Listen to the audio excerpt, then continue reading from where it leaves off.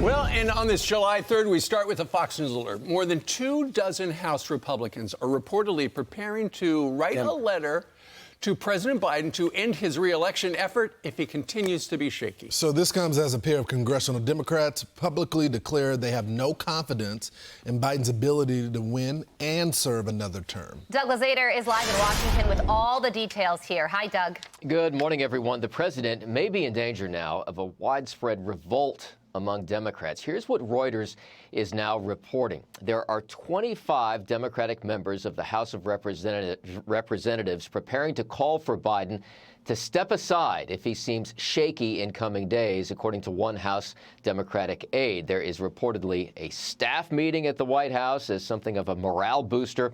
And later, the president today will meet with a group of Democratic governors, hoping to convince them that he is capable of serving as president and defeating former President Donald Trump in November. At the same time, there are some cracks now emerging in that wall of support that we have seen from elected Democrats after the president's disastrous debate performance last week. Texas Congressman Lloyd Doggett among those now openly talking about the party finding another candidate. This needed to be a decision that was made much earlier in the process, but I remain hopeful that despite all the input from his own staff and perhaps from some family members, that he'll look at these numbers and realize that this is a hill just too high for him to climb and call on someone else. I actually don't see a path now for President Biden to stay in this race in the long term. I believe that there are stronger options out there for Democrats. We have a stable of folks that I think could do a better job. I believe that another Democrat would have a better shot at beating Trump. All right, now let's talk about former President Obama. Officially, publicly, he is still in Biden's corner, but privately, he's concerned. According to the Washington Post, which writes this, Obama has long harbored worries about his party defeating Donald Trump in November, repeatedly warning Biden in recent months about how challenging it will be to win re-election. And the White House just made, for this administration, some extraordinary announcements. The president is going to sit down for a one-on-one interview later this week, and pretty soon he's going to actually have a press conference. These are things that this president generally doesn't do, so they are clearly trying to convince Democrats to circle the wagons here. Back to you guys. And we know that Gavin Newsom, your governor out in Los Angeles, is going to be heading to the White House, and Governor as well as the vice president. So we'll see if they rally around him. Thanks, Doug. Thanks, Doug. So we'll see, because people are talking about possible replacements, and then there's the practical side of it. There's a guy with over 1,000 delegates. His name is Joe Biden. That's right. And the vice president of the United States, even though she looks better in the head-to-head poll, in this poll with CNN, not in any others, she was trailing by about 6 or 7 points. And who would want to jump in this bifurcated campaign? This is your career too, and if you're in your 40s and you feel as though you're the next generation, why am I going to go pick up the tatters of a campaign and take on a buzzsaw like President Trump, who has never been stronger? So there's some disagreement on the couch this morning about this. Me and Steve have been talking about it in the rehearsal. In the rehearsal, we talked a little bit about it. Yeah, we came in about 3. Right. Heavy pancake makeup on. Yeah. You mean 3 minutes before? That's right, 3 minutes top before. Of the hour. So 3 seconds. There's a few reasons why I disagree with Steve. Steve thinks he's going to be replaced. Biden will be. Biden will not be the nominee ultimately. And I think the reason why that's not going to happen. We always look at the Democrat and their politics and how they operate as if they function like Republicans. They don't. Their party leadership has way more control. I don't believe the 25 report. And if it is true that 25 Dems are going out there and going to say for him, that means Nancy Pelosi has flipped, and that means Hakeem Jeffries has flipped. The second thing is, if he does get removed, there is no ifs, ands, and buts about it. They have to select Kamala Harris. They have to. And if they don't select Kamala Harris, they risk fracturing the whole party. For those reasons, I think Joe is here to stay. Okay, here's what it comes down to. Did you watch Thursday night? That guy was terrible. He stunk. Yesterday, everybody continued to spin. Well, KJP did. He had one bad night. It's one bad night, but he's got these really good policies.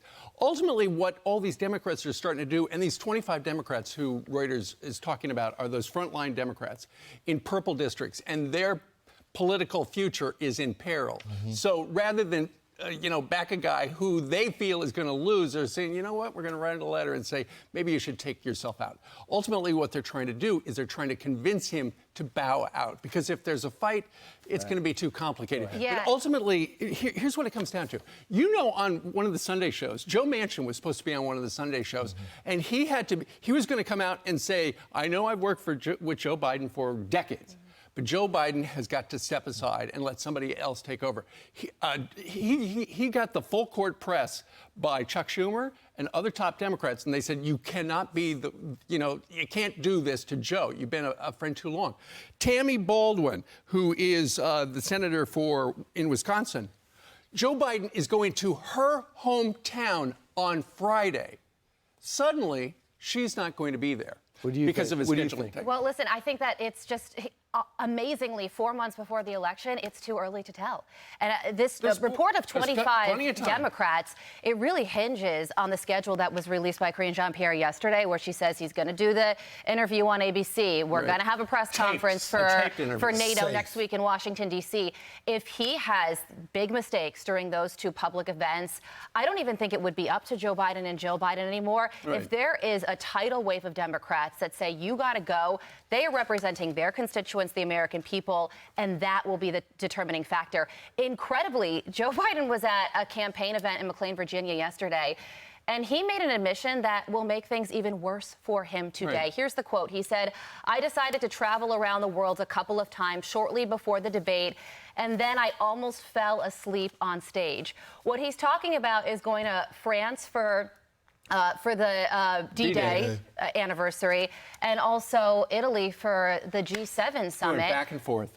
The last time he was in Europe, that trip that he was talking about, was 13 days before the debate. He had 2 weeks to recover. So he's saying he fell asleep on stage. So there's a couple of things happening. Number one, he's still not telling the truth.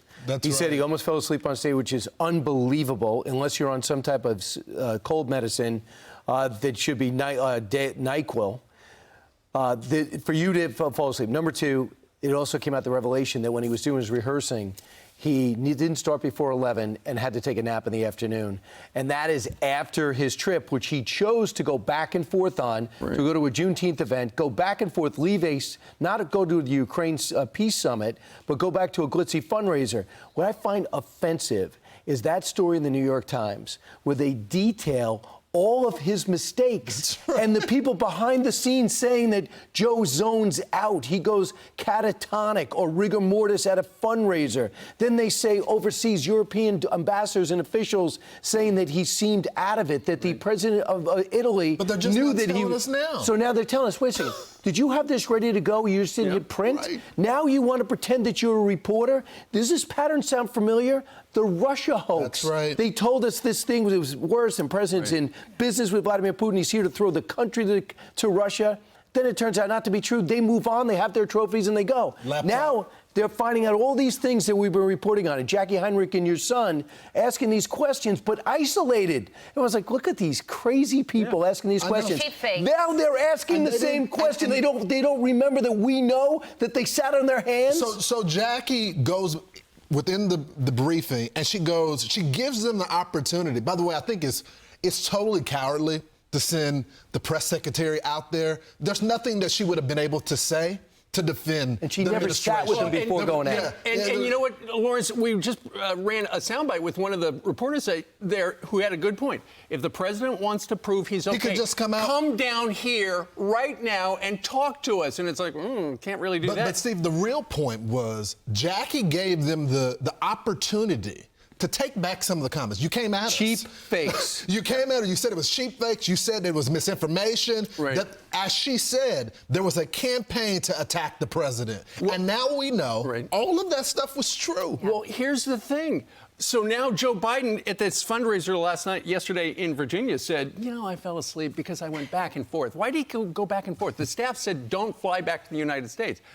He should be able to do all of it. He's the president of the United States. But his son Hunter was on trial about that time, so maybe that's why he didn't go to the trial. No, I know he didn't, but his wife did. So here's the thing. On our dollar. Absolutely. So the president's team says he has a cold.